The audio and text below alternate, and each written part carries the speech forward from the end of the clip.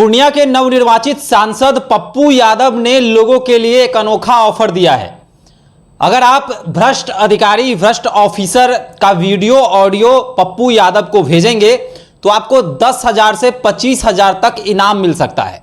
अगर आप घूसखोर अधिकारियों के ऑडियो बनाते हैं या फिर कोई साक्ष्य आपके पास है, वो पप्पू यादव के टीम को अगर आप भेजते हैं तो वो आपको पुरस्कृत करेंगे। नंबर भी पप्पू यादव ने जारी कर दिया है। 2 नंबर है आपके स्क्रीन पर, वह नंबर भी हम डाल रहे हैं जिस नंबर पर आप इन भ्रष्ट अधिकारियों के साक्ष्य जो है वीडियो ऑडियो के माध्यम से आप पप्पू यादव की टीम को भेज सकते हैं, पप्पू यादव को सीधे भेज सकते हैं। उसके बाद आपको यह इनाम मिलेगा। देखिए, तमाम मुद्दों पर बातचीत करने के लिए अखिल भारतीय अपराध विरोधी मोर्चा के राष्ट्रीय अध्यक्ष धनवंत सिंह राठौर जी हैं।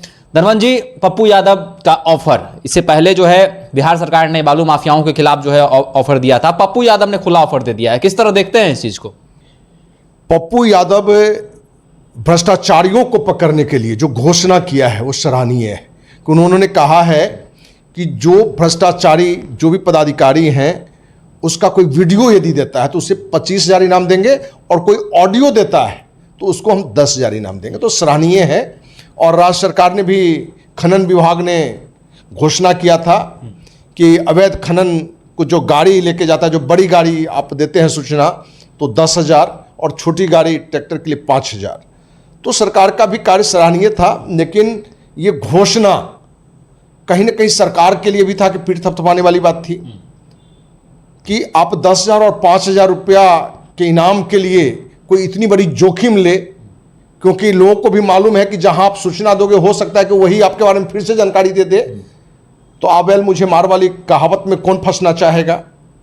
लेकिन पप्पू यादव ने 25,000 और 10,000 का दिया है, सराहनीय है। एक सांसद, और पप्पू यादव का कार्य यही नहीं, पूर्व में भी अनेकों कार्य है जो सराहनीय रहा है, जिस पर हम लोग चर्चा भी करते रहे हैं। अभी दिल्ली में सेवा आश्रम शुरू हो रहा है, उसकी भी चर्चा हमने की कि पूरे देश में एकलौता सांसद है जो अपने क्षेत्र ही नहीं बल्कि अपने राज्य के कोई भी गरीब हो, किसी भी समाज का, किसी भी धर्म का व्यक्ति हो, उसको रहने की भी सुविधा, भोजन की सुविधा, ये एक बड़ी बात है जो पूरे देश के सांसद के लिए एक ज्ञान की बात है, संदेश की बात है कि उससे वो सीख लें पप्पू यादव से कि उस तरह का कार्य को भी करें। और पप्पू यादव ने जो 25,000 10,000, इससे कहीं ना कहीं कुछ युवा उत्साहित होके कुछ पदाधिकारी के बारे में जरूर सूचना देंगे। उस पर क्या कार्रवाई होगी ये तो भविष्य बताएगा और इसका कितना फायदा होगा। तो पप्पू यादव जहां अच्छे कार्य कर रहे हैं संसद में, अभी ने हमें लंबे समय से दिख रहा है, वो कोरोना पीरियड हो कि बाढ़ का पीरियड हो या कहीं भी कोई घटना घटता है तो पप्पू यादव पहुंचते हैं, उसमें बेझिझक कोई भी सामाजिक कार्यकर्ता इस बात के लिए पप्पू यादव की प्रशंसा करता रहा और करता रहना चाहिए, क्योंकि कोई अच्छा कार्य कर रहा है तो उसकी आप प्रशंसा करते हैं तो लोगों में वो करने की एक भूख जगता है, प्रेरणा बनता है।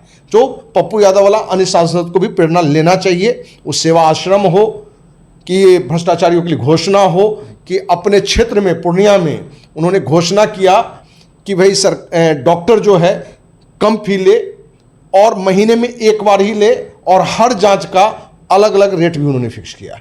ये सराहनीय बात। अच्छा, लोग कितना विश्वास कर पाएंगे? चर्चा ये हो रही है कि पप्पू यादव के कारण कितने अधिकारी जो हैं बिहार में नपे हैं, उन पर गाज गिरी है, जिसमें पप्पू यादव ने साक्ष्य परोसे हों। तो लोगों में यह चर्चा ये भी हो रही है कि लोग तो वीडियो ऑडियो दे देंगे, लेकिन वो अधिकारी, उन अधिकारियों पर गाज गिरेगी या नहीं गिरेगी, या कैसे लोग जो है अंदाजा लगा सकते हैं? देखिए, किसी भी बात की शुरुआत होती है, कुछ लोग पप्पू यादव को देखें और उसमें पप्पू यादव कितने को गाज गिराते हैं, क्योंकि पप्पू यादव का कहीं कहीं बाहुबली के कारण या कहीं कहीं शिकायत भी रहा है, उनको खुद धमकाने का इन पर आरोप रहा है। तो उसमें कितनी सच्चाई है वो तो जांच का विषय रहता है हमेशा, क्योंकि लोग कभी कभी झूठी भी किसी पर शिकायत दर्ज कर देते हैं। तो उम्मीद करते हैं कि पप्पू यादव पर जो शिकायत जाएगा और वो भी कितना सक्षम है, क्योंकि शिकायत हो, पप्पू यादव ऐसा थोड़े कि किसी भी अधिकारी पर वो सक्षम है कि वो खुद कार्रवाई कर दें। अब उस मुद्दे को लेके आगे सरकार में मंत्री हो, मुख्यमंत्री हो, प्रधानमंत्री हो, वहां तक वो अपनी बात को रख पा सकें और उस मुद्दे को लेकर आंदोलन कर सकें उस अधिकारी का, क्योंकि सिर्फ आरोप कोई इनको रखा और इनके अधिकार में तो है नहीं उस पर कार्रवाई कर देंगे, ऐसा तो कोई अधिकार है नहीं। लेकिन उस अधिकारी के बारे में यदि भ्रष्टाचार की बात आता है तो उस पर कितना ही अमल करते हैं ये देखने की बात है। और कोई अच्छा प्रयास किया है तो पहले ही हम ये संभावना तलाशने लगे कि आगे कुछ नहीं कर पाएंगे, तो ये भी सही नहीं है। उम्मीद हम करते हैं कि पप्पू यादव बिहार नहीं बल्कि पूरे देश में एक नई छवि के रूप में शुरू से भी उभरना चाहे और उभरे भी हैं। उम्मीद करते हैं कि एक बड़ा इसमें भी इनका रोल होगा, और यदि रोल होता है तो अखिल भारतीय अपराध विरोधी मोर्चा का पूरा सहयोग इस मुद्दे पर भी साथ रहेगा। अच्छा, बिहार में इन दिनों बीते दिनों जो है काफ़ी घटनाएं हुई हैं, चाहे वो पुल गिरने की घटना हो, आपराधिक घटनाएं हो, कितनी बच्चियों के साथ रेप की घटना हो गई, लेकिन बड़े बड़े अधिकारियों पर नीतीश कुमार के द्वारा गाज नहीं गिरा, उनको उनसे रिजाइन नहीं मांगा गया। तो कैसे देखते हैं इन तमाम चीज़ों को? ये देखिए, निसंकोच कोई भी बता सकता है कि बिहार में भ्रष्टाचार बढ़ा है और इधर अपराध भी बढ़ा है, और कुछ एक महीने से तो दिख रहा है कि रेप की घटना और हत्या की घटना आम बात हो गई है। लोग उसकी ऐसी चर्चा कर रहे हैं जैसे कि अभी कब बारिश हो जाए बरसात में, उस तरह से रेप की घटना और हत्या की घटना को लोग ले रहे हैं। क्योंकि पटना की बात करें तो पिछले एक सप्ताह के अंदर पटना में कई हत्या हो गया है, जिसमें भाजपा नेता की भी हत्या हुआ है।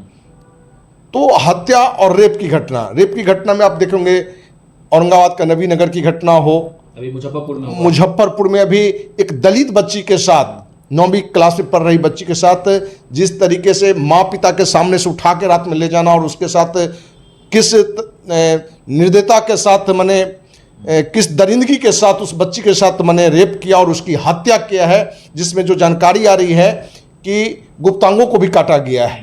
तो जहां भी बांग्लादेश में हिंदू महिलाओं का हम देख के बड़े गुस्सा में थे, पीड़ित थे, दुखित थे कि उस पर क्या एक्शन लिया जाए। तो भाई, तो बांग्लादेश वाली स्थिति तो हमारे बिहार में हो चुका है, जो मुजफ्फरपुर वाली घटना है, या आप कलकत्ता वाली घटना देख लीजिए कि डॉक्टर लड़की के साथ कितना, मैंने वहाँ भी गैंगरेप की घटना है, मुजफ्फरपुर वाली घटना भी गैंगरेप की घटना है। तो ये कहीं ना कहीं सरकार को जो एक्शन लेना चाहिए वो बिहार सरकार आज नहीं ले पा रही है। उसके लिए क्या कारण है?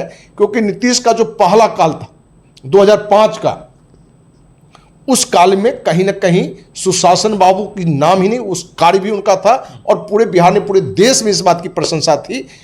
लोग उम्मीद जता रहे थे कि इस बार भी उनमें हो, लेकिन नीतीश जी कहीं ना कहीं किसी दबाव में, या उनके पीछे कौन लोग लगे हुए हैं, क्या उनकी कमियां किसके हाथ में है कि इस तरह के अपराध जो कर रहे हैं उन पर जो कार्रवाई होनी चाहिए, एक्शन होना चाहिए, वो दिख नहीं रहा है। और कहीं कहीं एक्शन भी दिख रहा है तो दोषी व अपराधी पर निर्दोष को फंसा दिया जा रहा है। चलिए, तो पप्पू यादव ने खुला ऑफर दिया है, अगर आप किसी भ्रष्ट अधिकारी का वीडियो ऑडियो जो है पप्पू यादव को भेजते हैं तो आपको इनाम स्वरूप 10,000, 25,000, ऑडियो का 10,000 और वीडियो का 25,000 रुपये मिलेंगे। इससे पहले जो है बालू माफियाओं के खिलाफ भी जो है बिहार सरकार ने निर्णय लिया था। विजय सिन्हा ने कहा था कि अगर आप भारी वाहनों का फोटो अगर भेजेंगे तो आपको 10,000 मिलेंगे, या फिर छोटे ट्रैक्टर वगैरह का भेजेंगे तो 5,000 मिलेंगे। तो पप्पू यादव ने खुला ऑफर दे दिया है बिहार वासियों के लिए कि अगर आप भ्रष्ट अधिकारियों के साक्ष्य जो हैं अगर आप उनको देते हैं तो आपको पुरस्कृत किया जाएगा। हालांकि यह आगे कितना सफल होता है, लोग अब यह भी चर्चा कर रहे हैं कि पप्पू यादव के पास साक्ष्य तो मिल जाएंगे, लेकिन उन पर कार्रवाई होगी या नहीं होगी यह देखने वाली बात होगी। तो पप्पू यादव के इस ऑफर को आप किस प्रकार देखते हैं, आप भी हमारे साथ साझा कर सकते हैं। नंबर नीचे दिया गया है, उस नंबर पर आप हमसे संपर्क भी कर सकते हैं। धन्यवाद।